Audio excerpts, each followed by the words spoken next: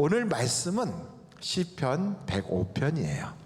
그 시편 105편의 제목을 어떻게 정했냐면 믿음의 눈을 갖자 이렇게 했어요. 한번 다 같이 해볼까요? 믿음의 눈을 갖자. 시작.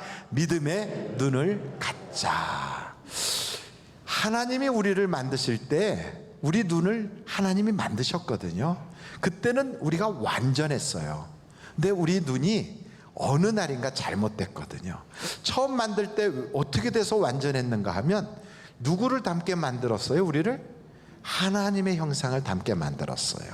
그래서 우리는 완전했던 자들이에요.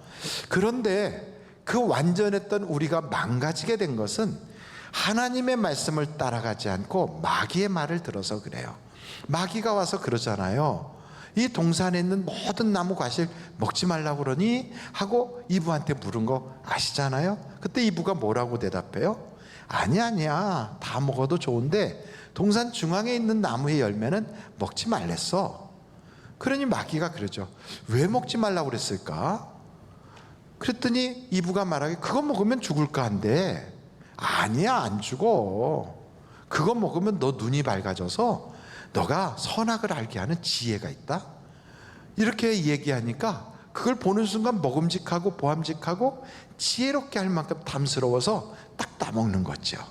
여러분, 하나님의 말씀을 쫓아가야 되는 인생이 마귀의 말을 쫓아가는 순간 그 눈이 밝아지긴 밝아졌는데 엉뚱한 쪽으로 밝아진 거예요.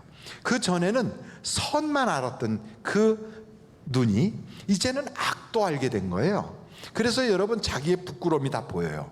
자기만이 아니라 남의 부끄러움도 다 지적을 해요. 당신도 벗었구만 이렇게.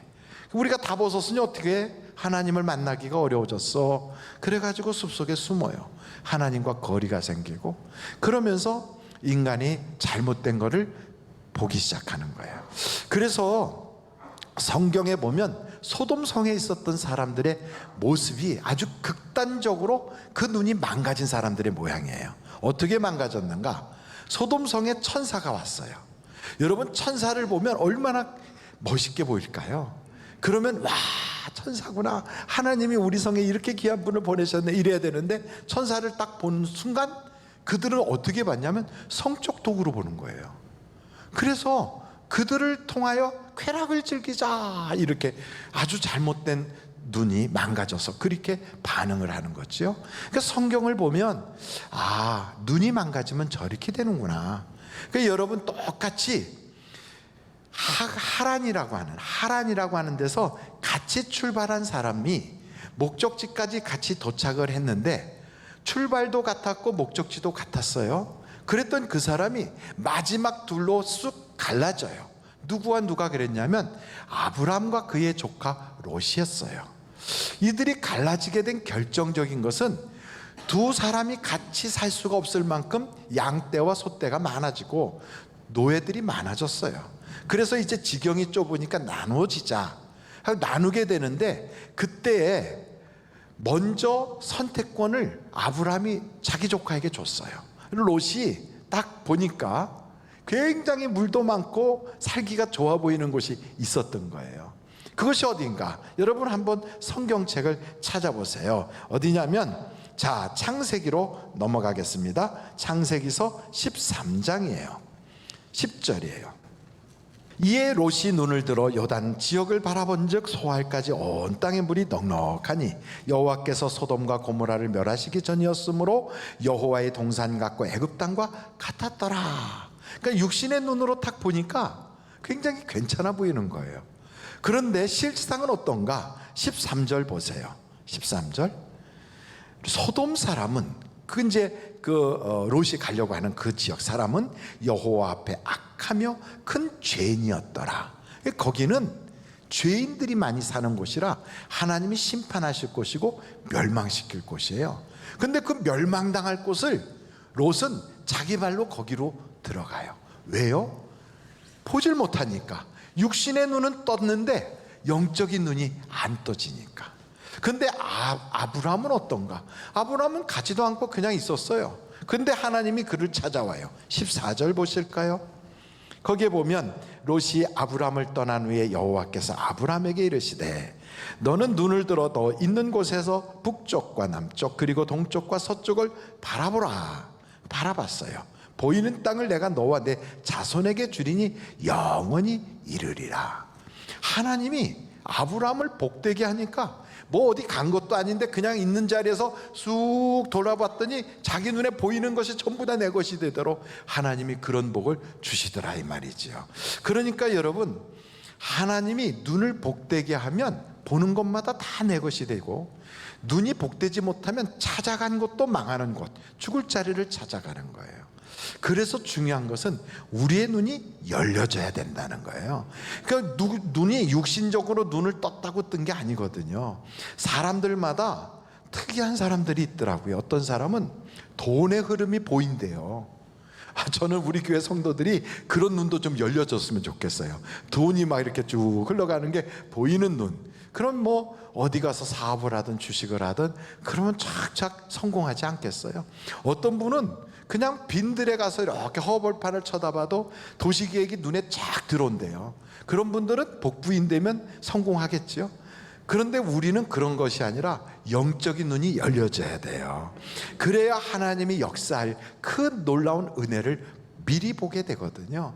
그러니까 눈이 열리지 않으면 그 죽을 자리를 모르고 찾아가는 거예요. 근데 눈이 열려지면 그러면 죽을 자리에서도 살 일이 생기는 거예요. 여러분, 우리의 눈이 열려서 생명의 길을 볼 수 있고 하나님이 역사하는 걸 볼 수만 있다면 얼마나 좋겠어요. 그래서 오늘 이 예배 시간에 참석한 모든 분들과 하늘비전교회 모든 성도들이 영적인 눈이 다 열려지기를 주님의 이름으로 축원합니다. 그럼 어떻게 하면 그 눈이 그렇게 열려지느냐, 이게 중요한 거예요. 여러분, 성경을 보면 요한복음에 9장에 이런 말씀이 있어요. 1절부터 3절에 하나님께서 태어날 때부터 시각장애인이 되었던 사람에 대한 이야기를 거기 기록해 놓으셨어요. 예수께서 길을 가실 때 날 때부터 맹인된 사람을 보신지라. 이제 사람들이 토론하는 거예요. 제자들이 물어 이르되 라삐요, 이 사람이 맹인으로 난 것이 누구의 죄로 인함이니까? 자기이니까 그의 부모니까? 이스라엘 사람들은 생각할 때 누가 병이 있거나 문제가 있는 것은 그 죄 때문에 그렇다고 본 거거든요. 그러니까 이 나기 전부터 원래 선천적 시각장애인이 이 사람은 누구 죄 때문에 저리 됐을까? 그걸 지금 논쟁하는 거예요. 근데 예수님은 전혀 다른 말씀하세요. 3절 보겠어요. 예수께서 대답하시되 이 사람이나 그 부모의 죄로 인한 것이 아니라 그에게서 하나님이 뭐 할 게 있다고요? 하실 일이 있다는 거예요. 하실 일. 도대체 무슨 일을 하시려고 저러나? 그 사람을 통하여 눈을 뜨게 되는 모습을 우리에게 보여주시려고 이 사람을 샘플로 거기다 세워놓은 거예요. 그래서 그 사람 보고 이리 오라고 그래요. 주님이 흙에다가 침을 뱉더니 그걸 이렇게 빚어가지고 이 사람 눈에다가 발라요. 그러면서 저 실로암에 가서 씻으라고 그래요. 그랬더니 소경된 그 사람이 예수님의 말씀을 듣고 순종하여, 뭐하여? 순종하여. 그래서 실로암까지 가서 씻었어요. 그랬더니 눈이 밝게 돼서 보게 되었다는 거예요. 한번 여쭤볼게요. 그 사람이 눈을 뜨게 된 건 어떻게 돼서 뜨게 된 거죠? 예수님의 말씀에 순종하여 눈을 뜨게 된 거예요. 이해가 되십니까? 그러니까 우리의 영적인 눈도 뜨기 위해서는 하나님의 말씀에 순종해야 되는구나, 이것을 우리가 알 수 있어요. 그런데 이 말씀을 하시는 주님 옆에 있었던 바리새인들이 이제 이상한 거예요. 한번 그들의 반응을 한번 보겠습니다. 자, 여러분 37절부터 보세요. 요한복음 9장 37절. 예수께서 이르시되 내가 그를 보았거니와 지금 너와 말하는 자가 그이니라. 이르되 주여 내가 믿나이다 하고 절하는지라. 예수께서 이르시되 내가 심판하러 이 세상에 왔으니 보지 못하는 자들은 보게 하고 보는 자들은 맹인이 되게 하려 함이라 하시니, 바리새인 중에 예수와 함께 있던 자들이 이 말씀을 듣고 이르되 우리도 맹인인가? 예수께서 이르시되 너희가 맹인이 되었더라면 죄가 없으려니와 본다고 하니 너희 죄가 그대로 있느니라. 그러니까 우리의 눈이 육신의 눈만 가지고 있으면서 내가 보는 줄 착각하는 거예요. 그런데 그게 아니다 이거죠. 육신의 눈 말고 영의 눈이 열려야 되는데 이걸 모르니까 보는 줄 아는 거예요. 그래서 이거를 구체적으로 계시록을 보면 거기에 아주 정확하게 또 나와 있어요.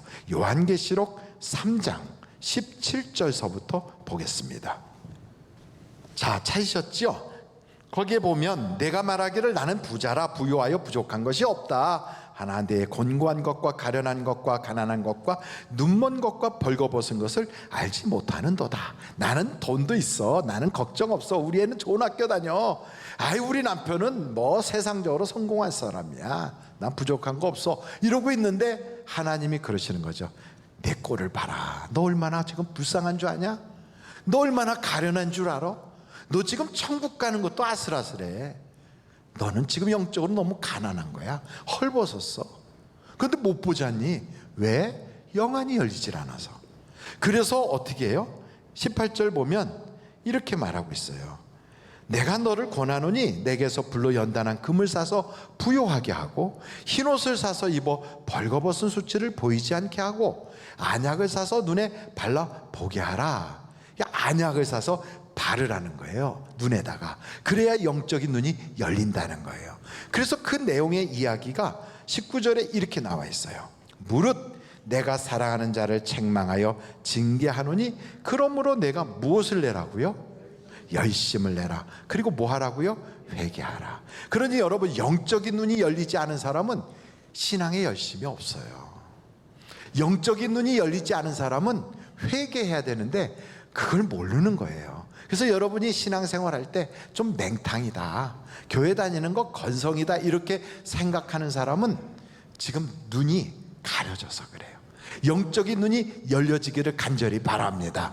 그래서 영적인 눈이 열려지는 것을 그 다음에 어떻게 표현하고 있냐면 20절에 이렇게 말씀해요. 볼지어다 내가 문 밖에 서서 두드리노니 누구든지 내 음성을 듣고 문을 열면 내가 그에게로 들어가 그와 더불어 먹고 그는 나와 더불어 먹으리라. 그러니까 쉽게 말하면 이제 주님을 만나면 영적인 눈이 열려지는 거예요. 그러니까 쉽게 말하면 예수님을 만나야 돼요. 여러분 교회를 다니면서도 종교의식만 하고 있는 사람들은 주님을 못 만난 거예요. 그러나 오늘 이 시간에 예배 시간에 영과 진리로 예배하면 주님을 만나게 되는 거예요. 그래서 예배가 얼마나 중요한지 몰라요. 오늘 저는 여러분들이 이 예배를 통하여 예수님을 만날 수 있기를 간절히 바랍니다. 예수님이 어떤 분이냐? 내 눈을 열어주시는 분이에요. 그래서 그분이 성경을 보면 누가복음 4장 거기에 18절서부터 거기에 19절까지 우리 주님이 이렇게 말씀하세요. 예수님이 침례를 받으시고 성령이 충만하게 임한 후에 그분이 직접 이사야서 말씀을 찾아서 말씀하는 거예요. 주의 성령이 내게 임하셨으니, 그 내게라는 건 예수님이에요. 예수님에게 임하셨으니 이는 가난한 자에게 복음을 전하게 하시려고 예수님이 기름을 부으시고 예수님에게 기름을 부으시고 예수님을 보내사 포로된 자에게 자유를, 눈먼 자에게 다시 보게 함을 전파하며 눌린 자를 자유롭게 하고 주의 은혜의 해를 전파하게 하려 하심이라 하였더라. 예수님이 어떤 분이에요? 예수님이 앞을 못 보는 사람의 눈을 떠주는 분이에요. 그러니까 영적으로 우리가 깜깜한 사람들이 예수를 만나면 영안이 열려지는 거예요. 그러니까 영안이 열려지기 위해서는 예수님을 만나고 그 예수님의 말씀에 순종할 때 열려지게 돼 있어요. 대표적인 인물이 사도행전 9장에 또 있어요. 사도행전 9장의 내용은 아주 간단해요. 여러분, 사울이라고 하는 청년이 바리새인 중에 바리새인이고 가말리엘한테 열심으로 배운 사람이에요. 이 사람은 하나님의 일을 하는 것이 바로 이단 괴수, 예수 믿는 사람들 잡아오는 게 그게 하나님의 일이야 이렇게 믿고 다메섹으로 하나님 믿는 그 바로 크리스찬들을 잡으러 막 올라가고 있었어요. 바로 그때 하늘에서부터 빛이 쫙 비치는 거예요. 빛으로 쫙 비치는 순간 마루에서 떨어졌어요. 그런데 떨어지는 순간 앞을 못 봐갖고 이렇게 쿵 떨어졌는데 사울아 사울아 주여 누구십니까? 나는 내가 핍박하는 예수라. 예수님을 만난 거예요. 거기서 예수님을 딱 만나는 순간 이 사울이란 청년이 자기가 보이는 거예요. 내가 어떤 존재다? 앞을 못 보는 존재구나. 이걸 보게 된 거예요. 나는 보고 있다고 생각하고 뛰어다녔어. 나는 지금 하나님의 일을 한다고 생각하고 다녔어. 그런데 내 자신이 예수를 딱 만나는 순간 나는 사실은 영적인 장님이구나. 나는 하나님을 대적하는 자였구나. 사람을 살인하는 자구나. 이걸 깨달은 거예요. 그래서 사람 손에 질질 끌려가지고 직가라는 데 가서 앉아서 금식하면서 있는데 하나님이 아나니아를 보냈어요.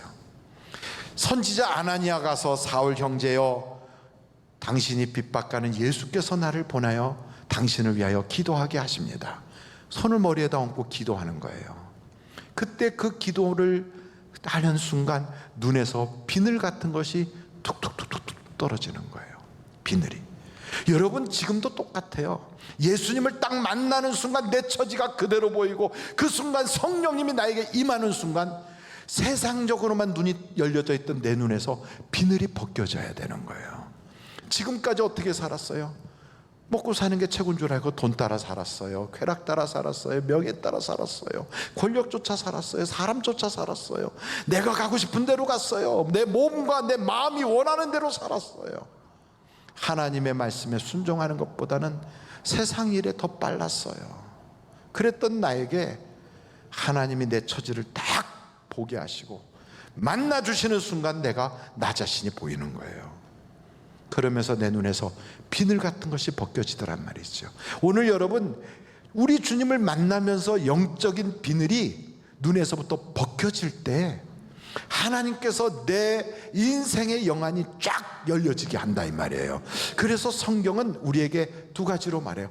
회개하라. 그리고 주님의 말씀에 순종하라. 그동안에 불순종한 거 회개해야 돼요. 내 맘대로 사는 거 회개해야 돼요. 그러면서 회개하면 눈이 열려지는 거예요. 여러분 성경의 105편 시편 105편에 눈이 열린 사람 한 사람이 등장하는데 그가 누구냐? 그 요셉이에요. 요셉은 105편 17절서부터 한번 보세요. 요셉이 이렇게 말해요. 그가 한 사람을 앞서 보내셨으며, 여기서 그가는 누구냐? 하나님이에요. 하나님이 한 사람을 앞서 보냈어요. 왜? 하나님이 아브라함에게 약속하셨거든. 다른 나라에 가서 이방의 객이 되어 400년 동안 있다가 돌아올 것이다. 근데 그 일을 이루기 위하여 하나님이 한 사람을 보냈어요. 어떻게 보내는가?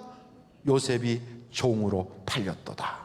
우리는 생각할 때, 야, 그 형들이 못돼 가지고 요셉을 팔아먹은 거야. 요셉은 참 집안도 어떻게 그런 집안에 태어났냐? 배다른 형제들이 아주 그를 죽이려고 하는구나, 이렇게 본 거예요. 요셉은 어떻게 보냐면, 이거 형들이 판 게 아니구나, 하나님이 나를 보내셨구나, 그렇게 보기 때문에 어떻게 해야 돼요? 나는 하나님과 동행해야 되겠구나. 그래서 애굽에 팔려간 요셉은 하나님과 동행을 해요. 하나님과 동행하는 것을 보디발도 봐요. 그리고 그 집에서 하나님과 동행함으로 하나님이 그를 형통케 하시고 복 주시는 걸 누구든지 다 보게 하시는 거예요. 할렐루야. 그런 것을 이 사랑하는 요셉이가 그렇게 해석한 내용을 성경에다 기록해 놨는데, 창세기서 45장 4절부터 5절을 보세요. 그랬나 안 그랬나? 창세기서 45장 4절로 5절이에요. 요셉이 형들에게 이르되 내게로 가까이 오소서. 그들이 가까이 가니 이르되 나는 당신들의 아우 요셉이니 당신들이 애굽에 판 자라. 당신들이 나를 이곳에 팔았다고 해서 근심하지 마소서, 한탄하지 마소서.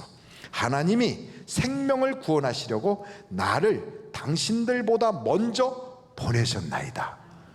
해석이 다르잖아요.